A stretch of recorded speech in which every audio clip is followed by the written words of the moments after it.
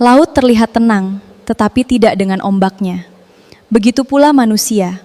Ada yang wajahnya tenang, senyumnya mengembang, tutur katanya lembut. Namun di balik itu, mungkin ada hati yang sedang berjuang menahan luka, pikiran yang penuh beban, atau air mata yang hanya jatuh saat tidak ada seorang pun melihat. Intan cepe suryo, kowe mamerking guyu, nanging mripatmu nyimpen bayangan abu-abu. Esem sing kembang nanging oyote loro, koyo langit biru sing katutup mego. Rasa atiku ora bisa diapusi, ana swara sepi sing kok simpen dhewe. Kowe nyoba tegar ing ngarepku, nanging rembulan wae ngerti kowe ku jiwa.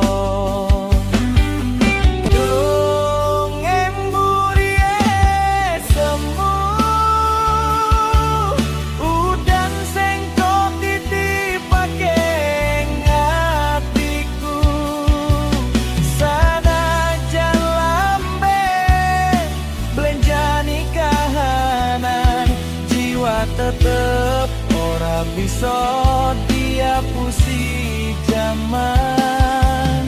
Mendong ing mburi esemu,